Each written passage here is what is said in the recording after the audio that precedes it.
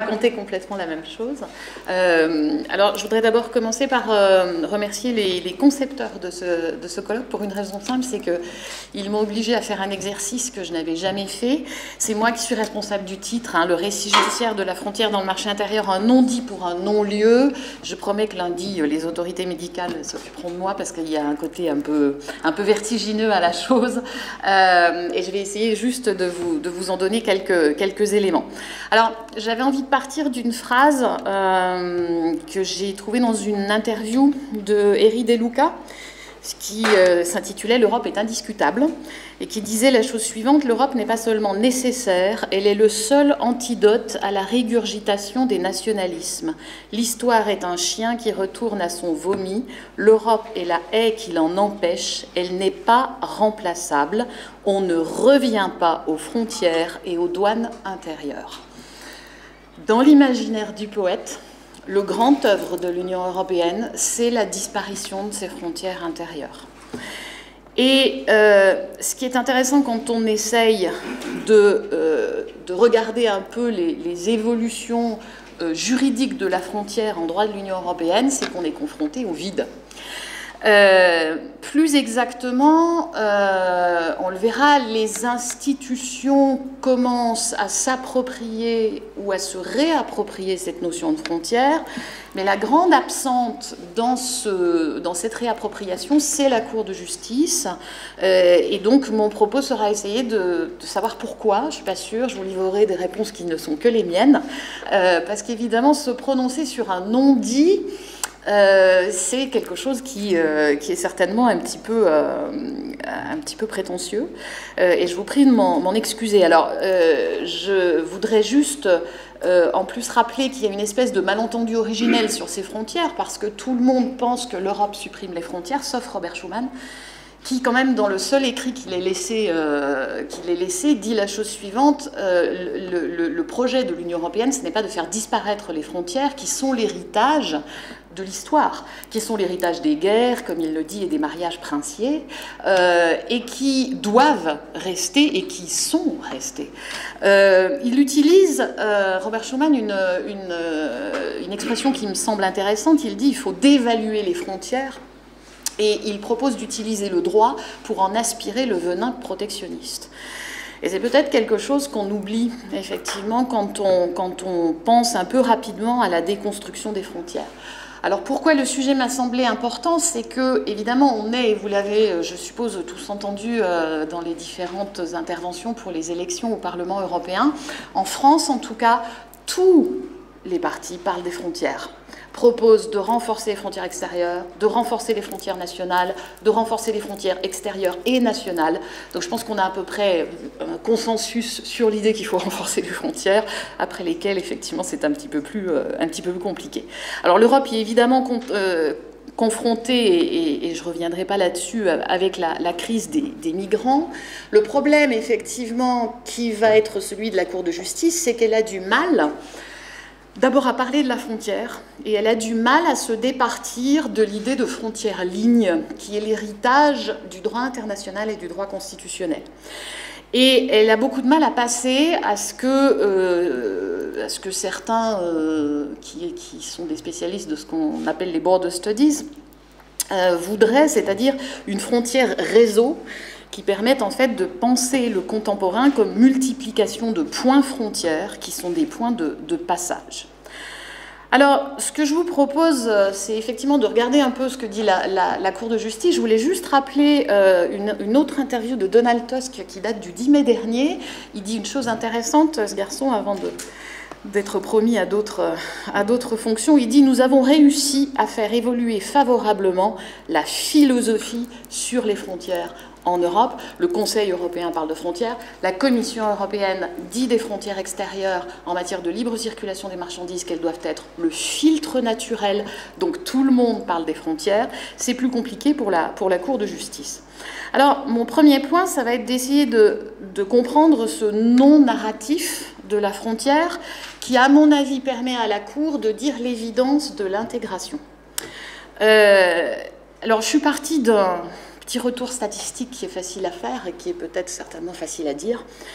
Le mot frontière apparaît 34 fois dans le traité. Dans la réalité, très peu pour le marché intérieur, à part l'article 26 du TFUE. Le marché intérieur est un espace sans frontières intérieures, ce qui semble évident à tout le monde, mais c'est une disposition très peu utilisée dans la jurisprudence de la Cour de justice.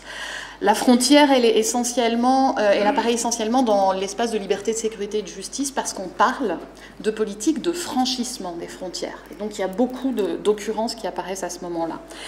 Le mot apparaît 538 fois dans les arrêts de la Cour, ce qui est quand même pas énorme, et une observation montre assez vite que ce mot frontière est très peu associé au marché intérieur, beaucoup associé à l'espace de liberté, de sécurité et de justice, surtout depuis que nous avons un code des frontières Schengen, parce que là on est obligé de dire le mot, et puis dans certains actes de droit dérivés qui sont interprétés en matière de droit de l'environnement, et puis on y reviendra de droit fiscal.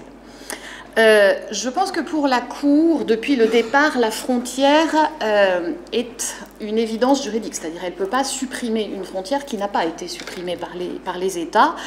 La frontière, en quelque sorte, elle suit le partage des compétences qu'on évoquait tout à l'heure. En matière d'union douanière, la frontière, elle se déplace de l'enveloppe externe des États vers l'enveloppe externe de l'Union européenne ou du territoire douanier. C'est donc une espèce d'évidence tangible, mais qui reste la frontière ligne qui va déterminer le moment où on passe du territoire douanier de l'Union finalement au territoire des États tiers. C'est la même chose pour la frontière extérieure concernant la politique commerciale commune. Elle peut faire l'objet de négociations internationales et quand on regarde des traités comme le CETA par exemple, la frontière en fait extérieure de l'Union européenne est travaillée au travers de ces accords pour servir de point de passage facilité. Donc moins de taxes et puis moins d'éléments qui vont bloquer effectivement les flux qui proviennent de l'extérieur de l'Union européenne. Et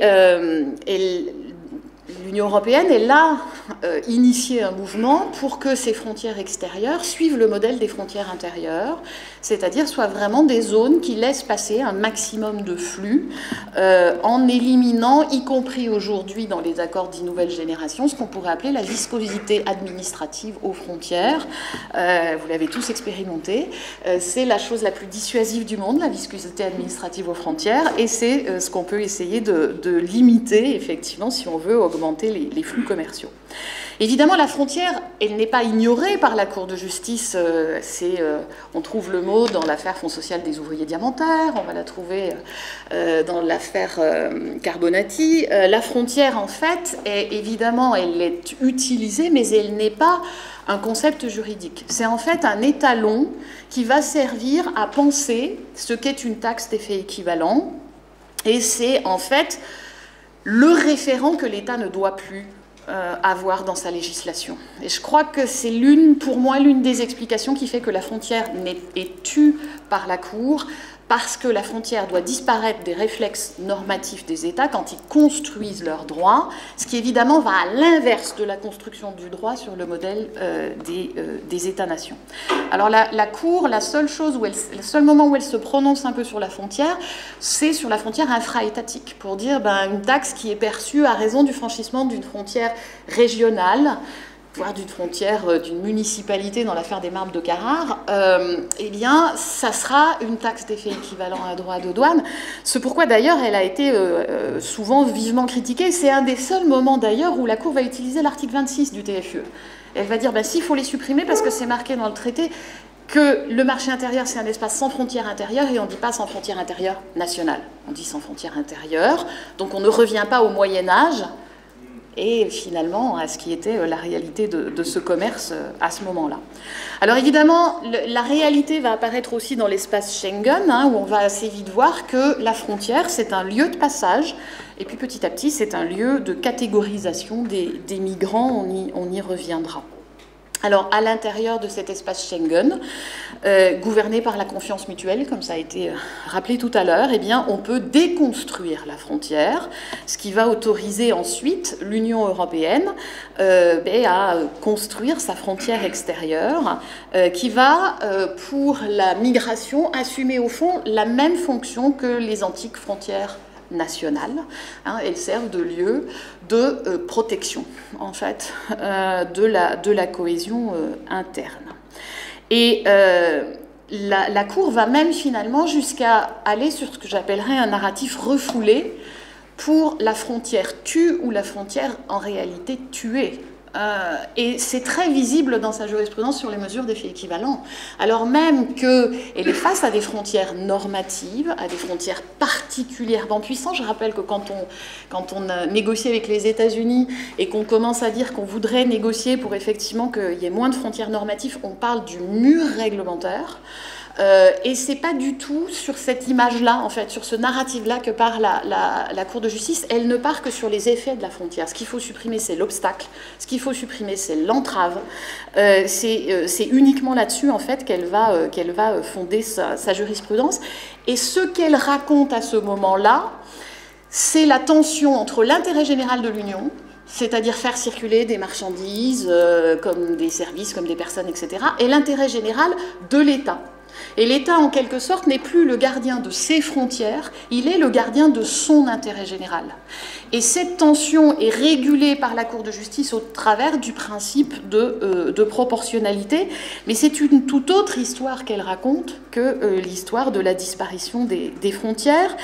Et elle va effectivement transformer même cette frontière qui est un non-dit en un non-lieu.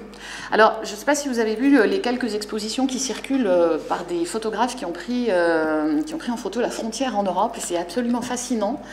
Parce qu'en fait, la frontière est un non-lieu. C'est un pointillé entre l'Autriche et l'Allemagne qui passe au milieu d'un bar. Donc, vous pouvez vous amuser à vous mettre un pied de chaque, les pieds de la chaise sur la frontière. C'est un lieu fantomatique. C'est très exactement ce que les Black Blocs ont brûlé à Strasbourg au moment du sommet de l'OTAN il y a quelques années. Ils ont brûlé un poste frontière pour lutter contre les frontières. Le poste frontière était désactivé depuis 1993, donc ils ont brûlé une ruine. Ils ont juste augmenté le taux d'amiante local, mais pour le reste, ils n'ont pas brûlé la frontière. Le principe de reconnaissance mutuelle développé par l'Union européenne vient jouer effectivement un jeu très particulier en déterritorialisant la norme. Ce qui fait qu'on n'a même plus besoin de se poser la question de la frontière, puisque fondamentalement, une norme française peut s'appliquer dans un autre État membre parce que le produit circule. Et finalement, ce qu'on raconte, finalement, c'est que l'Union européenne est un espace de libre circulation. Ça n'est pas un obstacle ça n'est pas un espace supra-étatique, ça n'est pas un nouvel État, ça ne détruit pas l'État, ça fabrique un espace de libre circulation. Et quelque part, la frontière n'est même plus le lieu de la sécurité, comme elle l'a longtemps été vis-à-vis des produits étrangers. Elle devient un lieu normal, c'est-à-dire un lieu où l'on vit.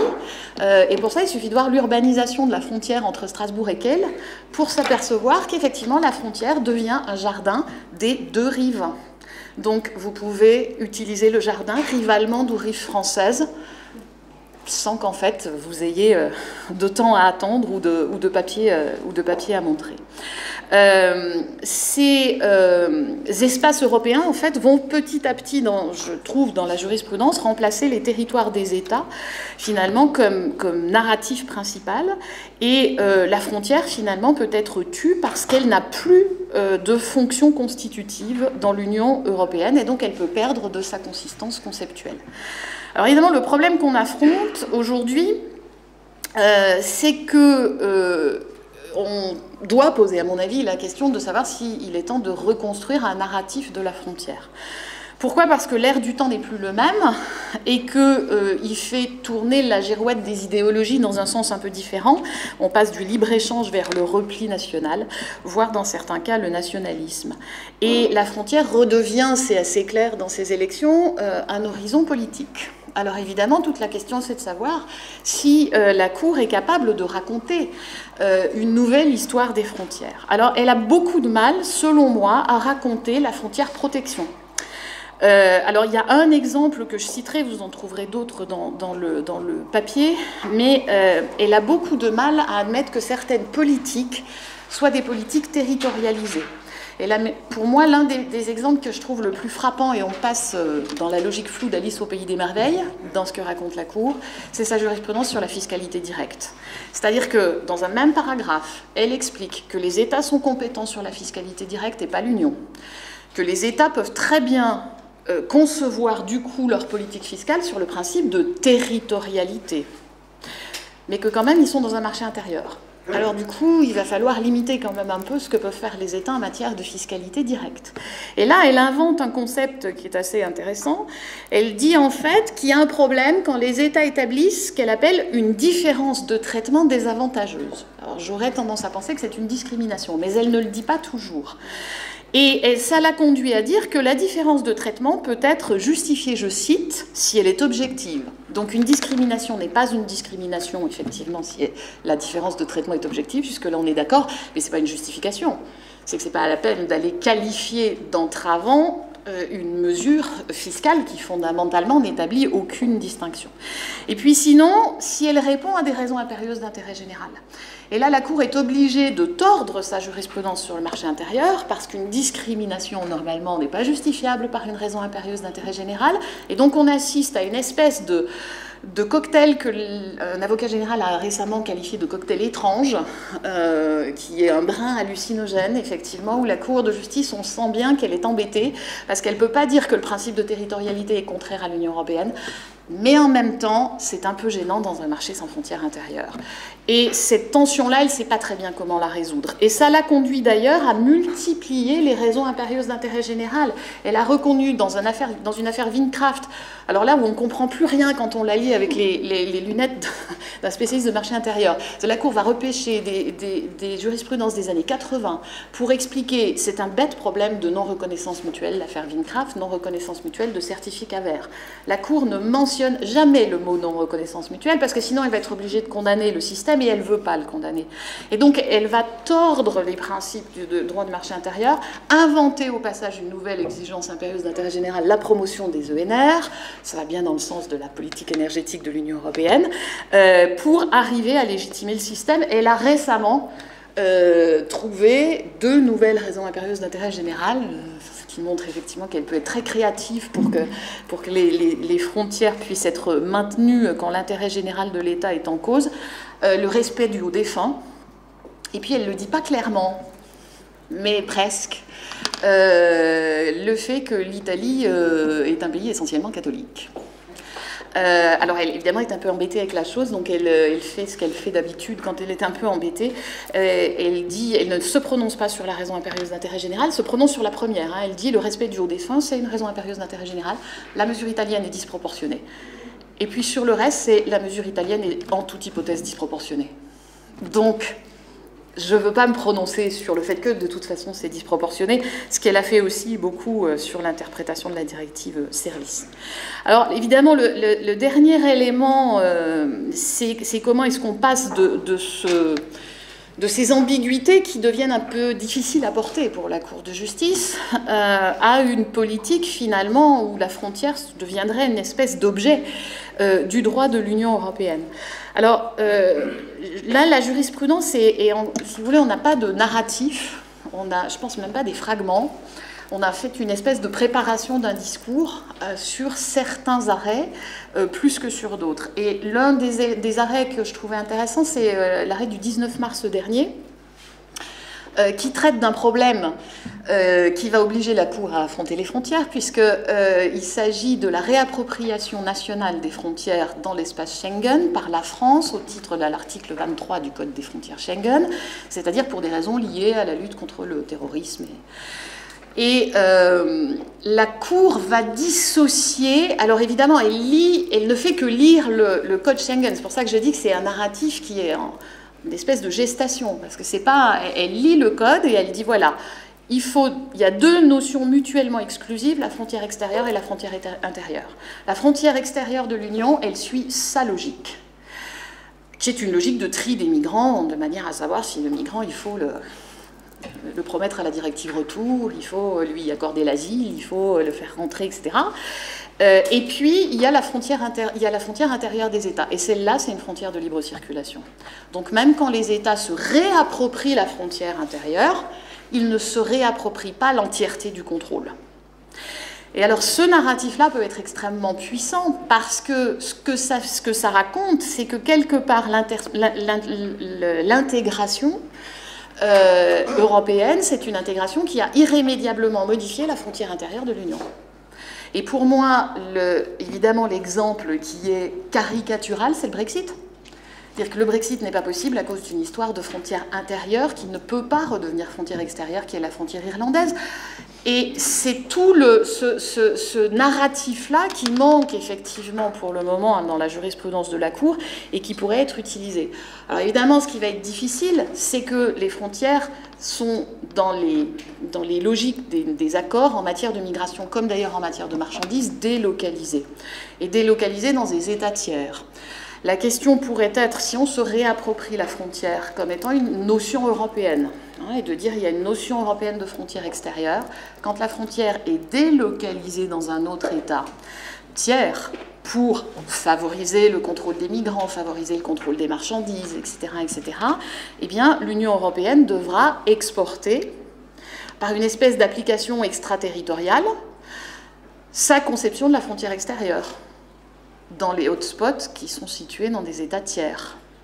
Et là, évidemment, la question va lui être posée. Elle n'a pas pour le moment été posée dans ces termes-là, mais c'est vrai que quand on lit l'affaire concernant l'accord entre l'Union européenne et la Turquie, que la Cour de justice refuse de considérer comme étant un accord de l'Union européenne, eh bien, finalement, on se rend compte que le non-dit de la frontière devient un non-dit sur le droit.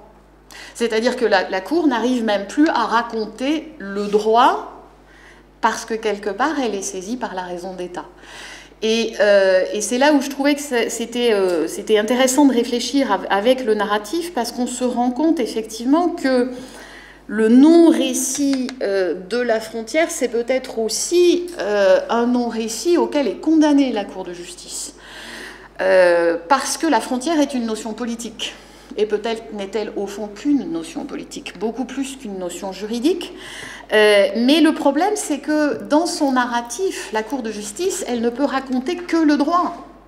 Elle ne peut pas raconter la politique.